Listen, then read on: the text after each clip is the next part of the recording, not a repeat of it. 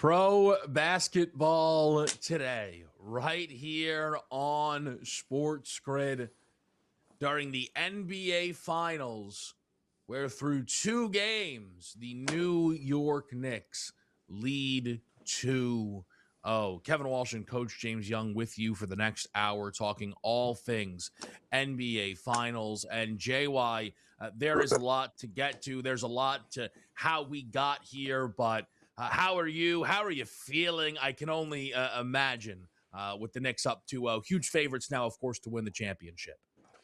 I was sitting here driving in and I was, listening, and all of a sudden I put on, a radio station, and they put an old song on, and I just started singing, I got 100 guns, 100 clips, me and Kev from New York, New York. I don't even know what it's Kevin, it is.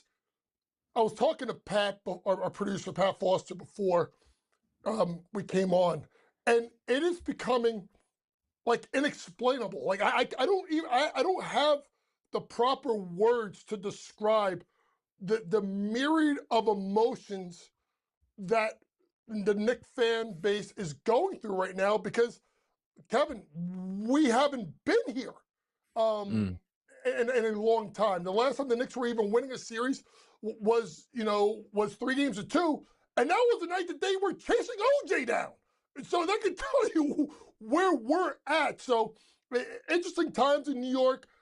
Interesting things happened last night in the game. We'll get into the officials. We'll get into the struggles of Jalen Brunson at times, the incredible play of Cat, the adjustments by Mike Brown. But at the end of the day, it is 2-0. And if you thought the Knicks fans were loud in San Antonio, oh my Lord, if you are not, and me and Kev are from New York, right? Kev's a Queens guy, I'm a Brooklyn kid. You may not understand how crazy it's going to be on Monday. If whatever you think it's going to be and you're not from New York, it's probably about 15 times crazier. Yeah, the one thing I will say about the traveling Knicks fan base is because a lot of the Knicks fans have realized it is much cheaper to fly to San Antonio. And I mean, fly, hotel, all your meals, okay? Get seats, and then do it again for game 2, then to get to one game at Madison Square Garden. Like, that's a big part of, again, the traveling fan base. But I do think, Coach, as someone who believed in the Knicks in this series, one of the reasons that was possible for me, and I think, gosh, I have to be careful with how I do this, why it doesn't seem possible for others, is noticing that they are playing different, and that this team, and it's miraculous because teams don't do this, but down 2-1 to Atlanta, it's not like, all of a sudden they just got hot, or you know what, they've just been lucky, right? No. The Knicks changed their identity, in my opinion, and that is what's made them easier to believe in ever since that happened. And the results that followed, of course, the changing of the identity. They went from the Brunson dominant dribble to a team that unlocks what should be an excellent starting five. I mean, Jalen Brunson and Karl Anthony Towns are perennial all-stars, so I shouldn't have to really sell you on that piece of it. They didn't trade for Mikal Bridges for 5 first-round picks for fun. He was an all-star caliber player. A lot of people thought OG flashed all-star potential during his run in Toronto. And Josh Hart is a super elite role man. So, of course that 5 should be dominant. They hadn't figured out how to unlock it. And now they have. It's that increased ball movement. It's point cat. And what is not surprising, Coach can talk about this, the idea of reward your big man, right? Gets a block, sprints the floor, throw it to him. What's happening is everyone is being rewarded offensively, right? Brunson's still getting his, by the way. He's able to get it easier a little bit now, okay? But Cat is so involved. Bridges is so involved. OG is so involved. It's translating to their defense. The Knicks have both the best offense and defensive rating in the entire postseason. That's, you don't just fall backwards into that. They've really unlocked their full potential here, Coach. And that is why, look, I'm not going to say, of course I knew the Knicks would be up 2-0. But I always thought they would be 1-1 at worst. And I would have been more surprised if the Spurs were up 2-0 than the Knicks, because the Knicks entered this series on an 11-game winning streak. They haven't lost in ages, and I think we can really point back to a change in play style, JY, that informs why they're doing what they're doing. You know, the evolution of Mike Brown is something that's going to be studied should the Knicks win this championship. And for him to have the gumption and the balls down 2-1 against Atlanta to say, this isn't working. Shout out to Cat, because there was rumors that Cat was the one that went to Mike Brown and said, let me run the offense. Let me take it from the high post. And you've seen it. And if you think about it, folks, if you go back, I think it was game 3, Mikal Bridges, I don't know if he scored that game, right? And it's like they've unlocked. And I was thinking about this because I remember when the Knicks won game 1, and they said the Knicks were the first team to win. They're looking to be the first team to win game 1 on the road and win a championship since the 2004 Pistons. And I said, there's your comp. There's your comp. Because when you look at this Knicks team, they have become, Kevin, about the sum of their parts. It's not, yes, Brunson's been great at times, and he has struggled mightily shooting the ball in this series. I think he's something like, I want to say like 18 for like 40-something, like a really poor percentage. Even more than that, over 50 shots I think he's taken in the 2 games. It's 19 for 56, right. 34%. Yeah. But if you would have said to most Knicks fans earlier in the year, or even the first round of the playoffs, if Jalen Brunson's 19 for 56, you're saying to yourself, they're down 0-2. But because of the way that the ball is moved, the evolution of Cat, not just as a scorer, as a shooter, but a guy that can take the ball to the basket, a guy that passes the ball, and then all of a sudden, things get unlocked. I want people to understand something, and we'll get into it, and we'll probably talk about it multiple times. The most critical part of that game last night is Cat and Brunson to the bench in the third quarter, and you with Bridges, Robinson, Shamet, Alvarado, and I think Deuce. And I'm saying to myself, oh my Lord, here we go. Like, there it goes. And not only did the Knicks maintain the lead, they extended, and it gave their guys rest. That is the sum of the parts. That is a team that is connected. That is a team that has won games, and this is the most impressive thing. And people can be like, the Spurs have not played great in this series. Folks, neither have the Knicks. And that's the scary thing, is you got to go back to MSG now for a team that's going to be in front of a raucous crowd, and their guys are going to be better. This is a huge spot for San Antonio, and it may be too big for them come Monday night. Just to the idea of the sum of the parts point, this league, this beautiful, beautiful league that we follow, sometimes it's just about who's the best guy, right? Michael, LeBron, it's what a lot of people in some fashion group, who's the best player? They're going to win, okay? We don't have to, this must mean Brunson is the best American in the, no, guys, they are right now the best team in the league, and it is showing up again and again and again in these finals. Let's really hammer down what we saw in game number 2, plus we saw from Victor Wembanyama after a break on SportsGrid.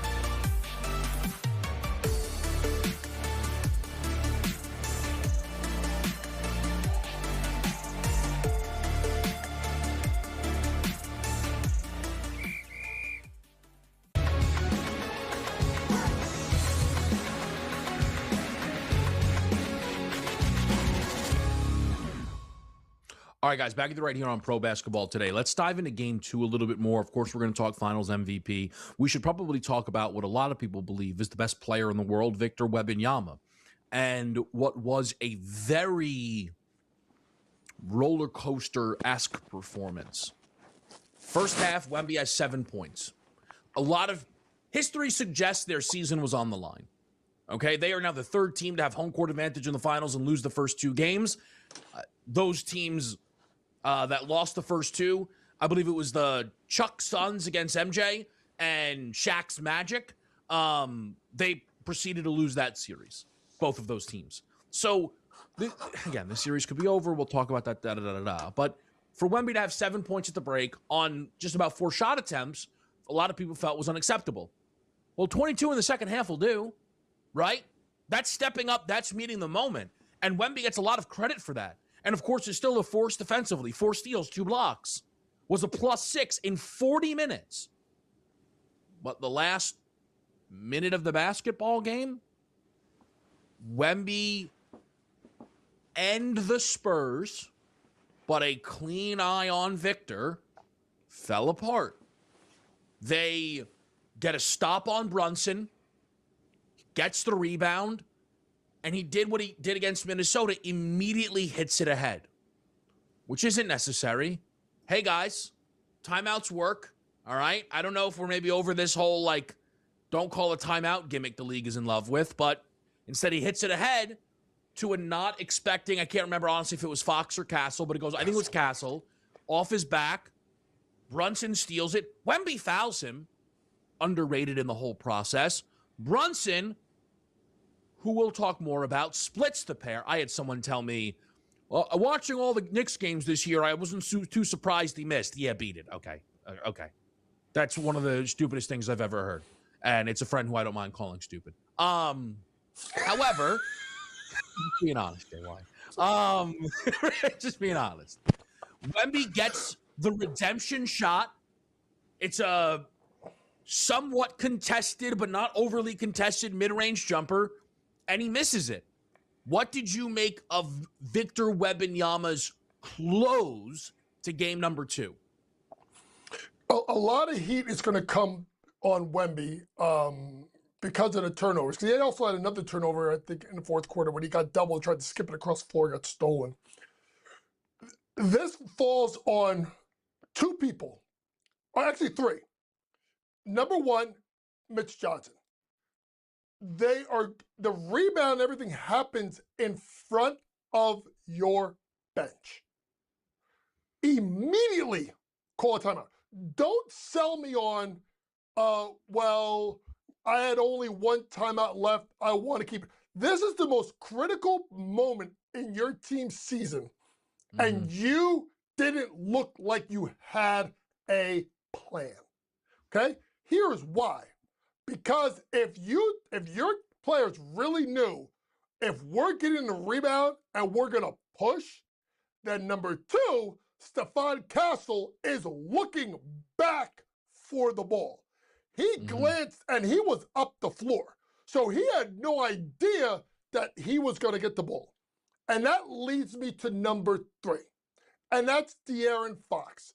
A De'Aaron Fox that was awful in game 1 to the point where people were like, should this guy even play? To really good in game 2 in the first half, to now being called Fugazi by Rick Brunson, which I think was actually kind of funny. And how Brunson's dad didn't get a technical foul for walking all the way down the bench, I don't know, but that's a story for another segment. Yeah. But you are the point guard. Go get the ball. Literally run over to Wemby, get the ball, get set up. So there is that. Number 2, yes, kind of contested shot. Maybe he's tired, he makes, if he's not tired, he makes it. But there's got to be a lot of credit to Mitchell Robinson and the balls for Mike Brown in the last possession, ready to take Cat and Brunson out of the game. Both of them for the last possession. And if you watch the play, San Antonio did exactly what they wanted. They went high pick and pop, I wouldn't have stuck Castle in the corner because I don't think Castle would have, but it didn't matter. It didn't come off of him. I don't think people understand. To defend a ball screen for someone going left like Fox, to be able to stunt it and then sprint back to contest it, that was the part of the game that I don't think people will realize. Don't talk about the miss. I'm going to talk about the effort by Robinson to contest the pick and roll and then to run back and at least get his hands up to force a tough shot for Wemby. Yeah, you know, JY, look, it's a great breakdown, and I do think that the coaching staff here's what I think we can agree on. The fact that Castle wasn't looking back towards the ball, and yet Wemby threw him the ball, shows that Mitch Johnson in that moment, thinking, no need for a timeout, let's not go up against the set defense, his guys didn't actually have a plan of attack, right? It was just, hey, let's hope we find something in transition type of thing, which, to your point, again, a lot of history and the odds suggest your season is on the line, okay? In the same way you want players to want the ball, you might want your coach to want the timeout, to dictate those terms. I was not, and I don't think anybody's going to be in love with the final play. It was a good look, okay? It was a good look, but it's Victor, right? You probably want him going to the bat. You're down 1. So getting fouled is incredible. Getting fouled is as good, as good as it's going to be. I also was wondering, and I'll say this as somebody with, a number of Knicks futures, now within the series, I don't want to say I wasn't scared of Wemby. I was more scared of Wemby as the decoy, allowing Fox to walk to the rim. Fox, who's won an NBA Clutch Player of the Year award, and I just didn't, the decisions that San Antonio went with are not ones that I agreed with. But some of that, I don't mind putting all that in the bin for best player in the world. Can't have all of those mistakes in a moment, right? Can't have the turnover, can't have the foul, can't have the missed shot. All three. But if he doesn't foul Brunson, and I know Brunson kind of fell, I know, but that lets Brunson get to the line. So it's a tough spot here. Can the Spurs battle back? We'll talk about it on SportsGrid.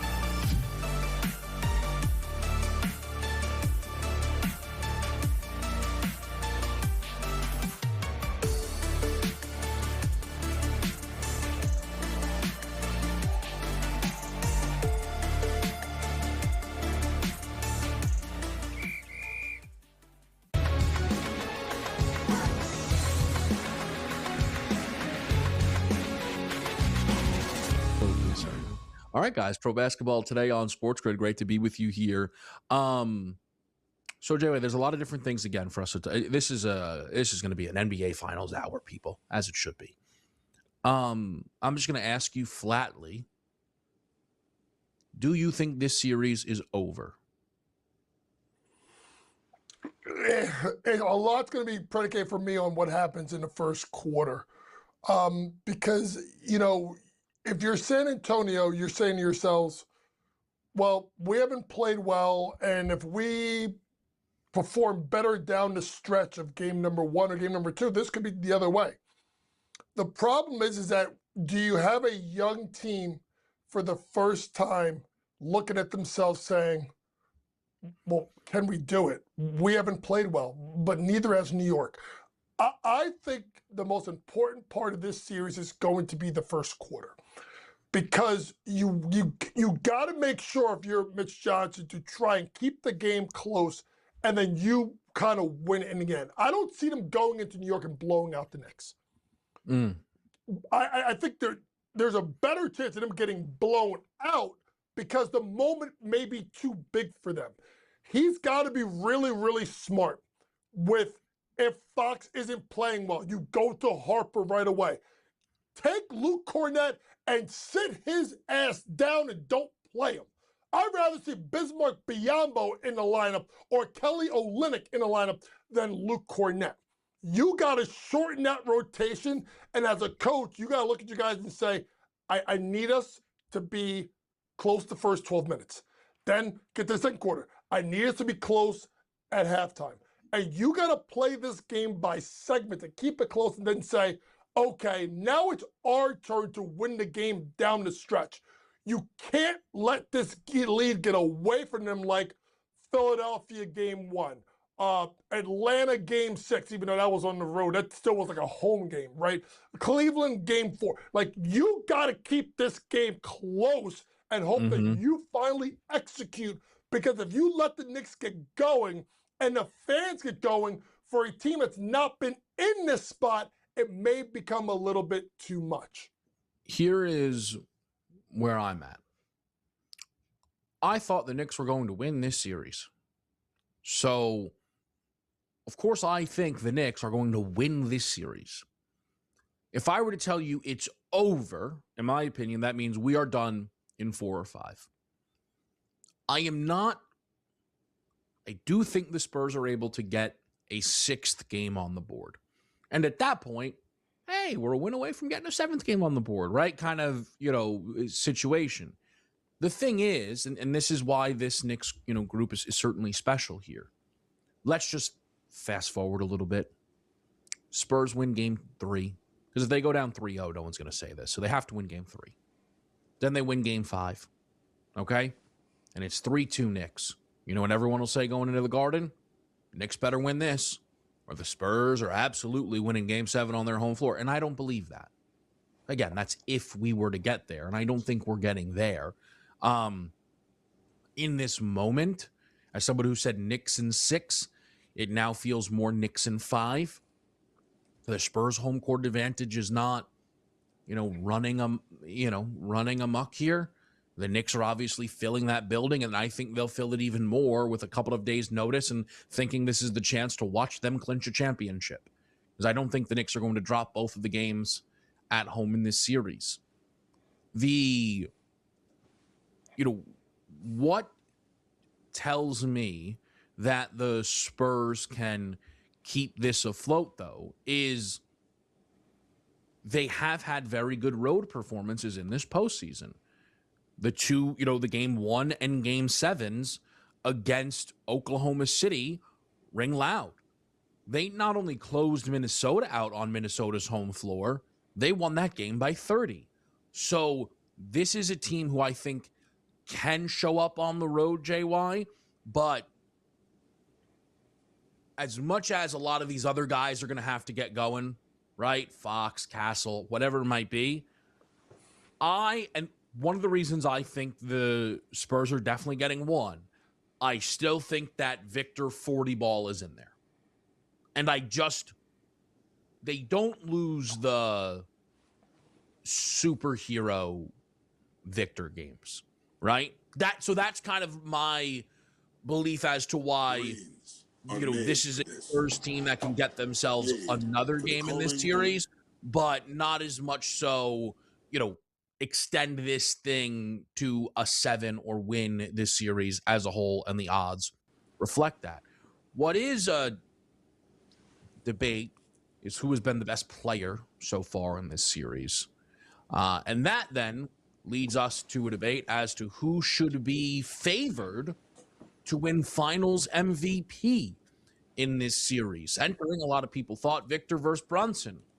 Karl Anthony Towns is here. We'll talk about that after a quick break on SportsGrid.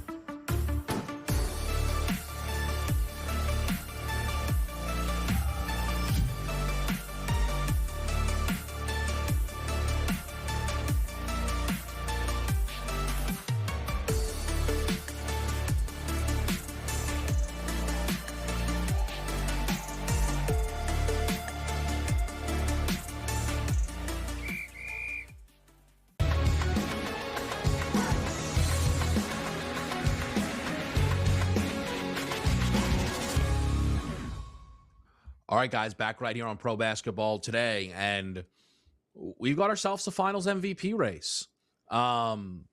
This is fun. Right now, the odds have Jalen Brunson as the favorite at plus 110. Karl Anthony Towns has gotten himself all the way to plus 175. Victor sitting at plus 380, the same exact number as the Spurs to win the championship. Obviously, I get it, but also wild. Cat was at some books 20, at some books 25 to 1 to win Finals MVP. So he has really cut into this lead, yet still trails Jalen Brunson slightly. Before we project, how do you view the Finals MVP race at this moment, Coach, through 2 games? See, here's the thing. Are you going to look at the last 2 minutes of games 1 and 2, or you look at the totality of the series? And that's what you have to ask yourself. If you're talking about the last 2 minutes, then obviously, yeah, you got to look at Brunson hitting the big 3 to put them up 2. And game 1, obviously, to get to the elbow, bump step through on I think it was Vassell to put him up 6. And then obviously hitting the game-tying jump shot and then hitting the free throw to win the game in game 2. But you can't judge on 3 minutes of basketball, right, Kevin? You got to judge it on the 96 minutes of basketball. And Cat has been the most valuable player. I'll tell you why.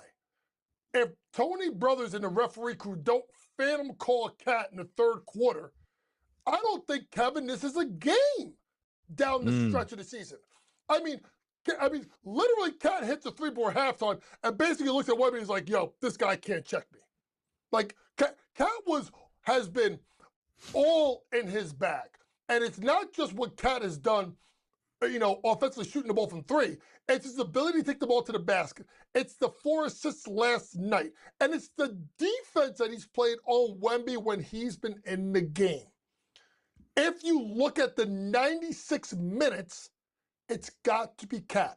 And I'll be honest, Kev, before the series, I split my MVP vote between Cat and OG because I thought that San Antonio was going to be very physical with Brunson.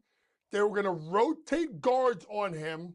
And I looked at the Cat matchup versus, first thing first, I didn't even think Cat was being guarded by Wemby. I thought Wemby was going to guard Josh Hart, right? Because of Josh Hart's inability to shoot. That may be an adjustment we may see for game 3. I thought the Cat was going to be the hub of the offense and move the ball. But then when guys like Luke Cornett get in the game, Cat was going to take advantage. So for that, I thought Cat before the series, but I split it with OG. And I think personally, not because I have a ticket, based on the totality of what's going on in the series, I think Cat should be the MVP right now. So you talked about deploying Victor, and I was looking into the matchup. And so I bet Karl Anthony Towns to win Finals MVP. And, there was a lot of conversation about Cat pulling Wemby away from three. And then I saw some people being like, that's not what they did in the regular season, which is probably why, Coach, you were saying, oh, he's going to be on Josh Hart. And I was thinking to myself, well, if they stick with Wemby on Hart, that won't last because Cat is going to abuse the rest of the Spurs. The idea that Cat is going to or Wemby is going to hang out in the low block corner and hunt down Hart threes isn't going to work because Karl is going to dominate, whether it be easily looking over his defender to create passing opportunities, driving through them, offensive rebounds. And what's been incredible is Mitch Johnson felt that way. Put Wemby on Karl Anthony Towns, and it's just happening to Wemby. Victor Wembanyama can't stay in front of Cat. That's a real thing that's really happening. And it's supposed to just go back the other way, but Cat is holding up his own defensively. It is so impressive what we've seen from Karl Anthony Towns. And he's winning the Wemby matchup. He just is. I mean, he really is. So I don't think you can say enough about what we have seen from Karl Anthony Towns. And I understand that Jalen Brunson is the lifeblood of the Knicks. I understand, he's the captain. I get that. I do. I want to be very clear about this. The change the Knicks made was stopping Brunson ball. And then they went on the historic run. Listen, all I'm saying is, Becky Hammon, you need some help with the blowback you're getting? Hit my line. Okay? We can spin this narrative a little bit. That the way Brunson was playing wasn't actually going to deliver this team a championship. You know what makes me feel confident in that? They started playing that way in the fourth quarter, and they couldn't score. They couldn't score. I understand Brunson also played that way in the fourth quarter of game 1 and was incredible in that quarter. And he deserves all the flowers for it. He is one of, if not the clutchest players in this league, maybe this league has seen, period. He's also responsible for the deficits they find themselves in. He was the worst player on the court to open the NBA Finals in game number 1 in that first quarter. He was the worst player on the court. He was not much better in the second quarter, had a burst in the mid-third quarter, and took it home. Mariano Rivera doesn't have a lot of Cy Youngs. It's an excellent job closing. And guys, 25 points on 28 shots. Do you know what that is? Bad. Bad. Not, hey, what do you want? No. That's bad. To be very clear, If the series ended today, it's Cat unanimous. There's no Brunson argument. 25 on 28? Woo! My, oh my. You can't do that. Now, why is Brunson the favorite? Because it's the same reason that when you look at other award races season long, it's projecting forward. And the thought is Brunson eventually is going to shoot 54% from the field and score 36. And that will certainly make a dent. And it's voted on. And you can't always trust voters, right? The tricky thing that we have learned, unfortunately, though, or maybe opportunistic, I guess it's in the eye of the beholder, you cannot always trust the odds makers with the finals MVP market. I'll tell the story quickly. Jason Tatum, Celtics Mavericks. Tatum entered as the favorite. While he was getting off to a slow start, he finally had it going in the closeout Game 5 and was a live minus 1,000 favorite to win finals MVP. Jaylen Brown won finals MVP. We've seen the odds be wrong. We have seen it. And not wrong early, late to adjust. No, it was the fourth quarter, and they were leaving it up, probably thinking people were going to waste money on Jaylen Brown, right? Or Luka, or whatever they wanted to do. And if anybody clicked on those plus 700 Jaylen Browns, it beat the books. So far through 2 games, this isn't close. Jalen Brunson has an offensive rating of 83 in this series. Cat's is a 126. Cat is averaging 20, 13, and 4 on 55, 43, 100. Brunson is averaging 25, 4, and 4 on 34, 24, 89. So far, it's not been close. But we still have games to play. We're going to check in with the WNBA right here. It is Pro Basketball Today on SportsGrid.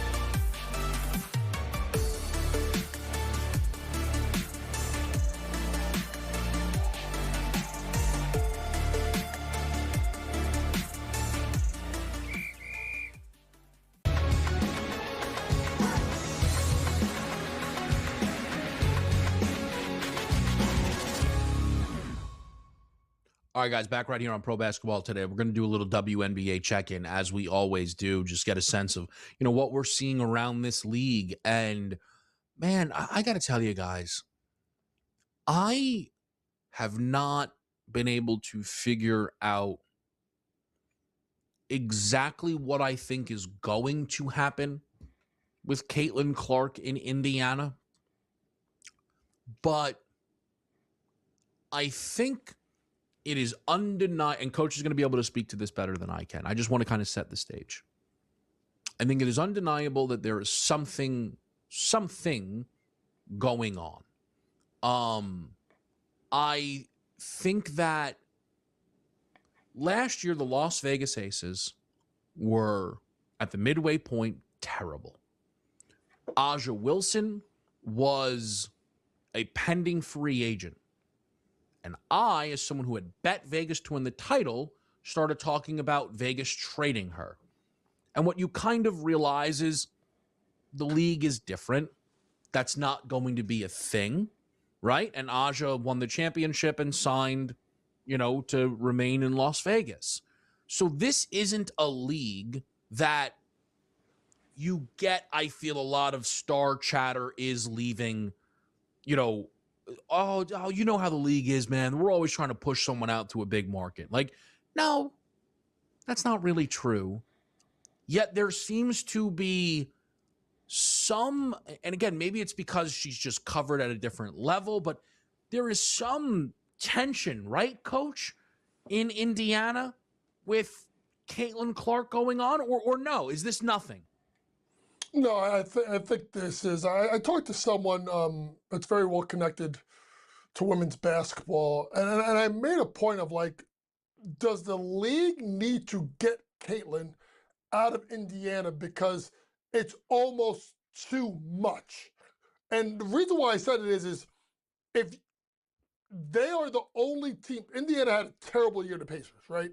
The Colts don't start training camp till the end of July. Not only is she the biggest story in WNBA, she's the only story locally. So everything that she does is just magnified because of social media. So look at what happened last week against Portland. Terrible game. They show the interaction with Stephanie White in the sideline. And now it becomes a full-fledged firestorm. And when I said to someone, I'm like, they need to get her, and I just said stupidly, like, they need to get her to somewhere like New York. Or Vegas, or not Vegas, or LA. Someone that's got so many other sports stars and cities that it's just not like all the time for this kid. And that person said, you may be right. But then he made a point.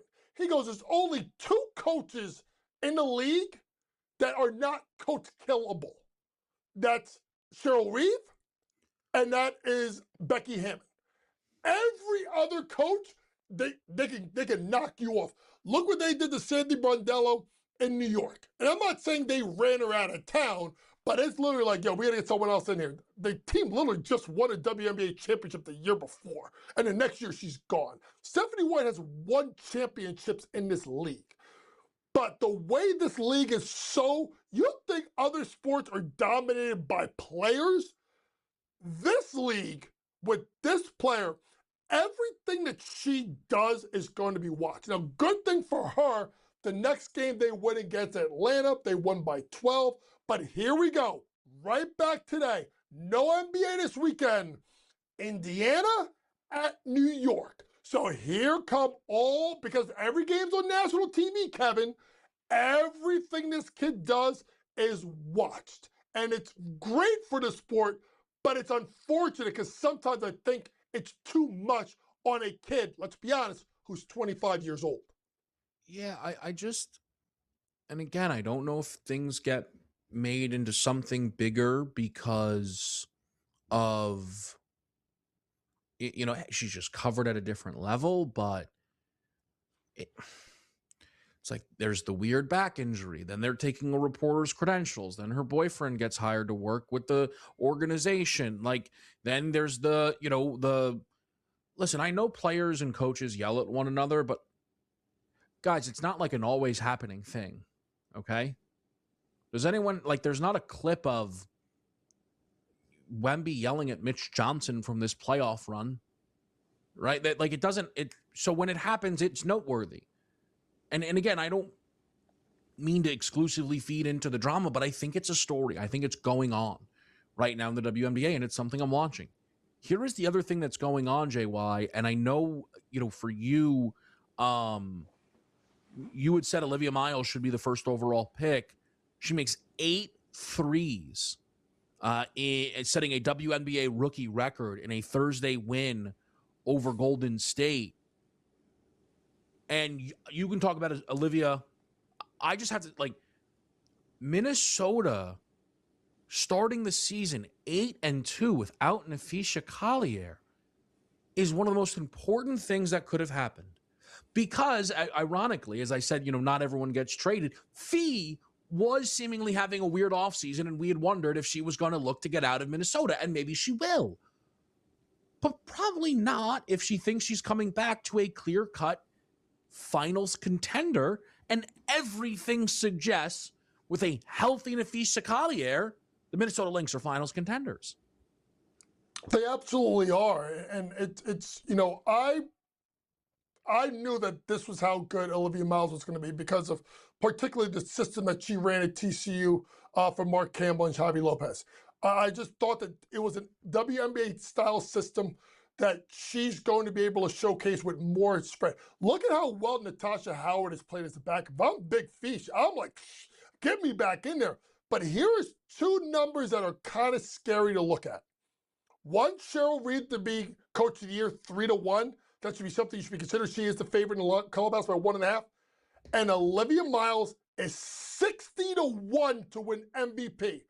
If you have a way to take it and they stay up front and you can cash out later, the longer that Minnesota stays in the race, those numbers will continue to drop. She has no chance to win MVP. I know, but it could be a cash out if they continue to play well. You went too far for me. You went too far for me. All right? You want to talk about that she should be like minus a gazillion to win Rookie of the Year? I'm fine with that. She's not winning league MVP. Come on now. Come on. Come on. You went a bridge too far, Jay.